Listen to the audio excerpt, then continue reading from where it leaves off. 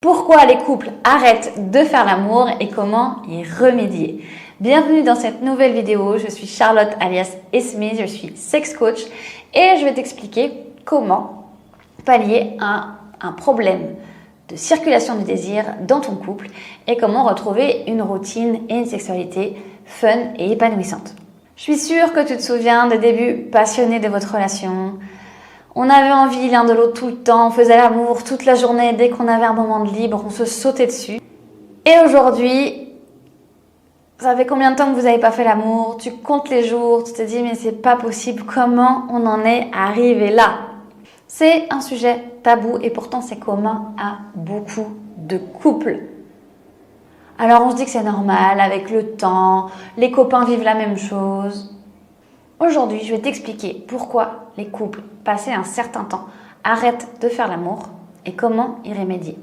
On va dézinguer une idée reçue. Non, le temps qui passe n'éteint pas la flamme dans le couple. L'idée reçue qui dit que, en fait, c'est normal, on est ensemble depuis super longtemps, donc il y a moins de désir, etc. C'est normal qu'il y ait moins de fréquence qu'au début, d'accord? C'est important de comprendre que les 6 premiers mois de la relation ou la première année de la relation, c'est pas une norme pour le reste. Donc si c'est pas le temps qui passe, qu'est-ce que c'est? Peut-être que c'est la routine. C'est la routine, Charlotte, franchement, la routine. Non! En fait, une bonne routine, c'est ce qui va permettre d'avoir au contraire une sexualité épanouie. On a besoin dans le couple d'une routine. Tu peux pas essayer d'avoir une sexualité épanouie en te disant il faut que jamais que ça soit la routine. Je suis sûre que dans ta vie, ta routine là, elle est très présente. Comment tu veux avoir une sexualité non routinière quand tu te lèves tous les matins à la même heure, que tu rentres du travail le soir à la même heure, que le mercredi il faut emmener les enfants à leurs activités, que le dimanche il y a la restitution des activités des enfants, les matchs, les spectacles, etc., qu'il faut faire des courses, qu'il faut faire ci, qu'il faut faire ça. Donc ta vie est une routine dans laquelle tu as rentré tous ces blocs-là. Et la sexualité, il faudrait que ça sorte de ces blocs. Et il faudrait que ça ne soit pas routinier. Si ta vie est routinière, c'est important que ta sexualité soit routinière aussi. Il faut que ça rentre dans ton quotidien, il faut que ça rentre dans le planning, dans l'agenda. Pas seulement la sexualité, mais ce qui se passe dans ton couple. Donc si c'est ni le temps qui passe, ni la routine qui éteint le désir dans le couple et qui fait qu'on n'a plus de sexe entre nous, qu'est-ce que c'est? Le vrai problème, c'est la dynamique relationnelle par rapport à la sexualité. Aujourd'hui, dans ton couple, tu as peut-être une petite flamme. La petite flamme, c'est la personne qui a moins de libido que l'autre. Et dans ton couple, tu as peut-être une grande flamme. La personne qui a plus de libido que l'autre.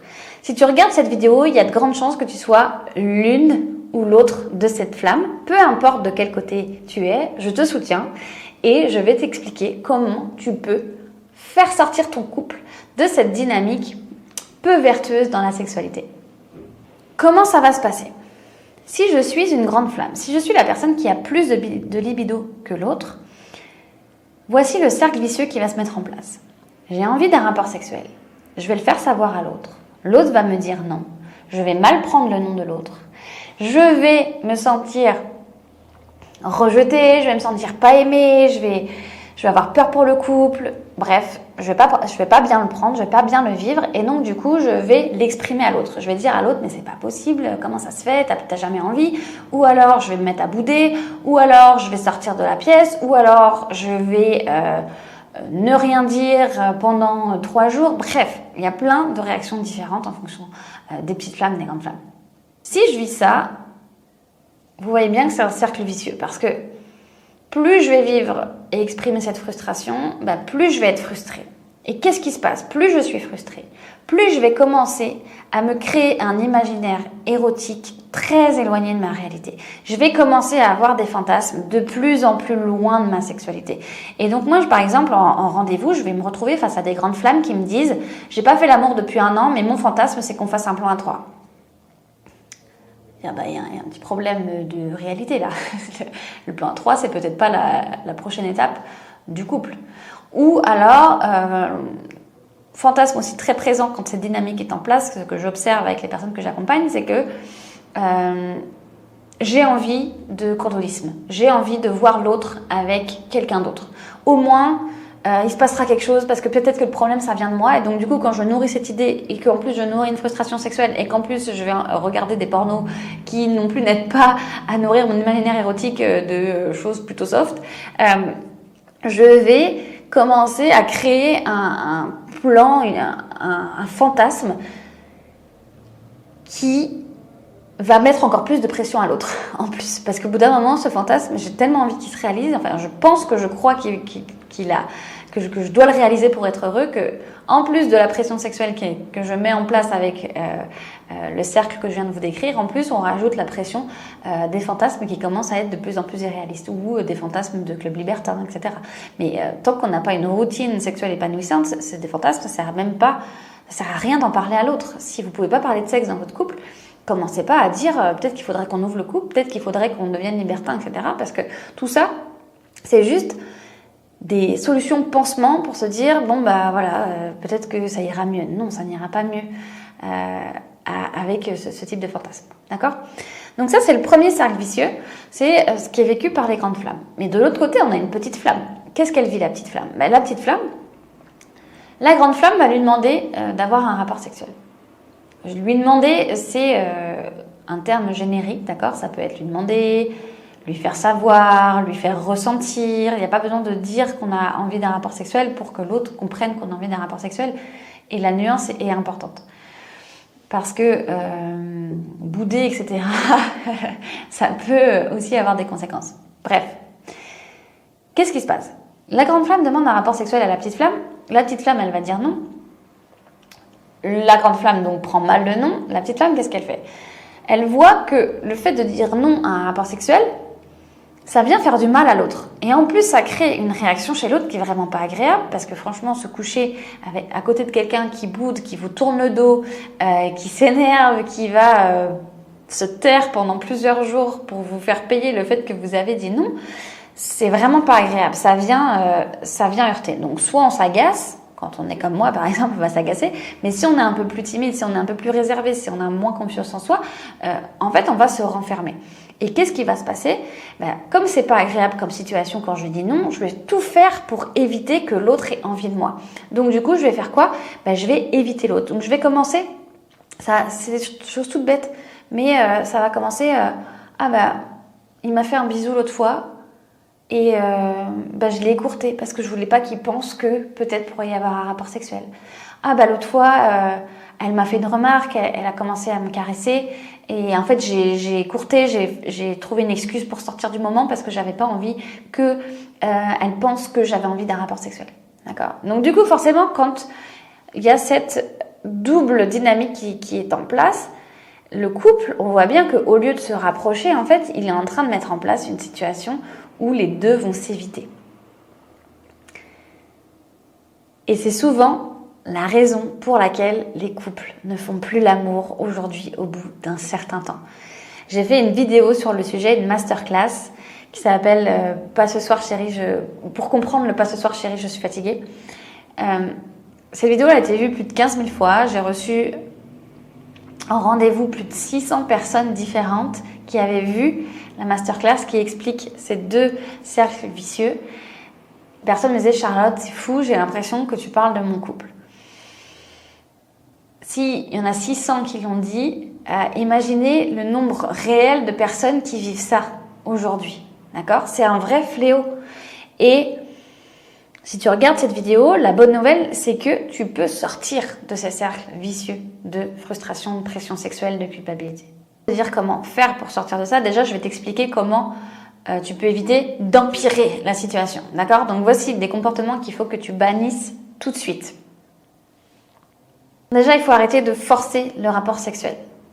Que tu sois la petite flamme qui se force, que tu sois la grande flamme qui est très insistante envers la petite flamme, il faut arrêter ça. Arrêter le « on devrait le faire ». Il faut savoir que les deux ont un compteur dans la tête, d'accord? Si tu es la grande flamme, tu vas être le compteur pour te dire « Ok, je peux tenir 1 jour, 2 jours, 3 jours, 4 jours, puis au bout de 5 jours, je pète un plomb. Au bout de 5 jours, j'en peux plus. » D'accord? Donc toi, tu as ce compteur-là. La petite flamme, dans sa tête, elle a « Ok, là, ça fait 1 jour, 2 jours, 3 jours. Je sais qu'au bout de 4 jours, il va commencer, ou elle va commencer à péter un câble, donc il va falloir qu'on y aille. » Cette dynamique-là, il faut la dézinguer.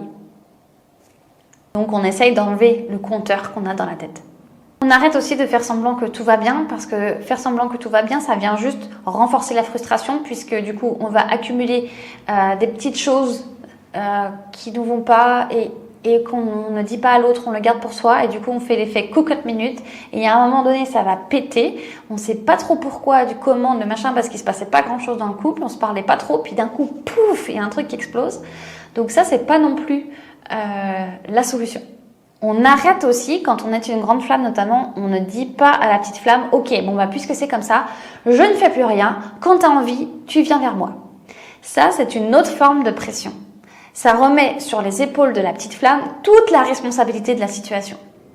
Et c'est contre-productif parce que du coup, vous avez bien vu que la petite flamme, le problème c'est qu'elle vit une pression. Eh bien, ça vient rajouter à cette pression. Donc, plutôt que de libérer la petite flamme, tu es juste en train de mettre une espèce de chape de plomb hyper lourde sur la petite flamme et sur ton couple. Et en plus, toi, tu vas ronger ton frein tout seul de ton côté ou toute seule de ton côté. Et la petite flamme, elle le sait très bien.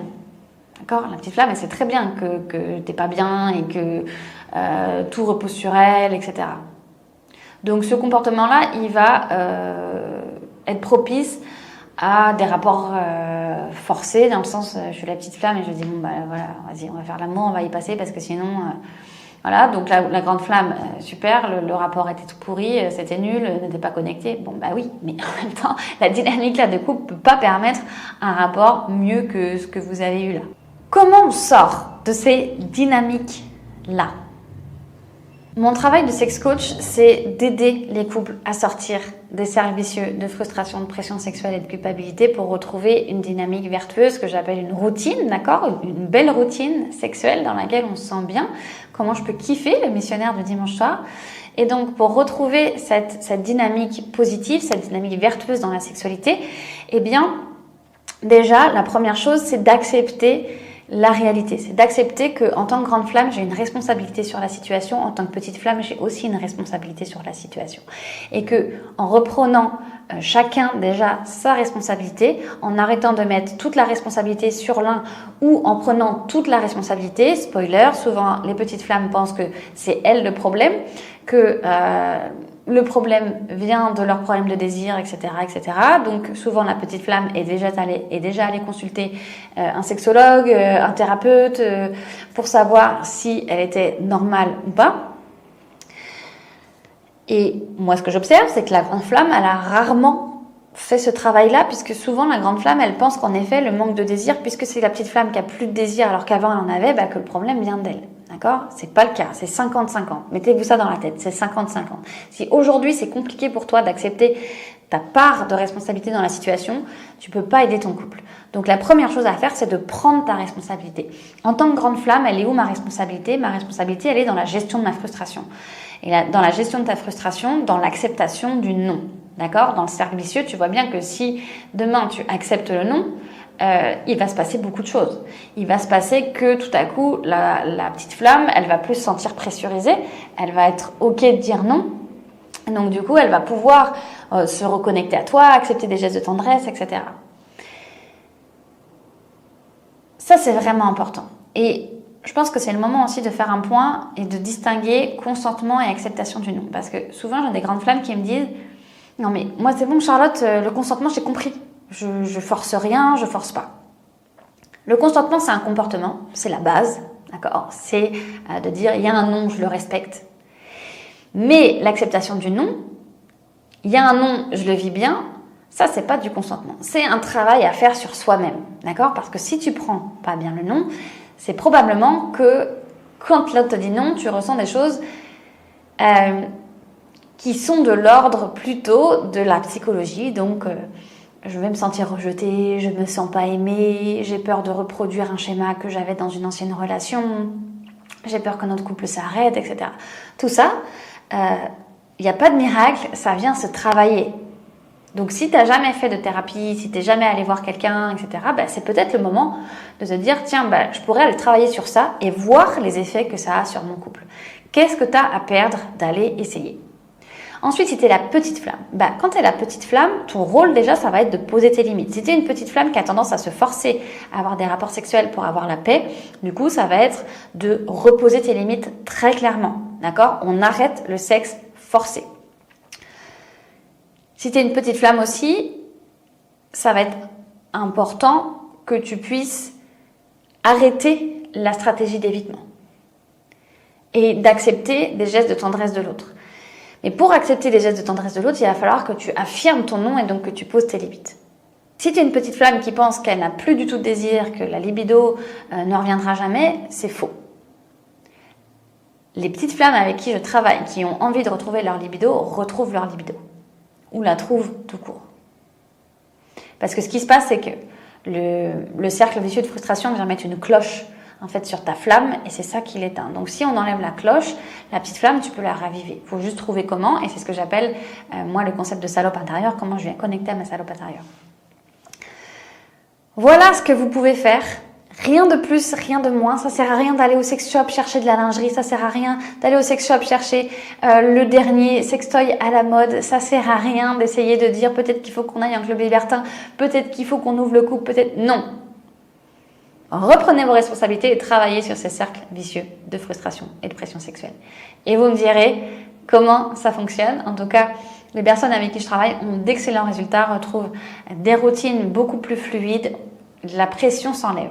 Si tu as envie que je t'aide à faire évoluer ces cercles vicieux, je t'invite à rejoindre le Club d'Esmé.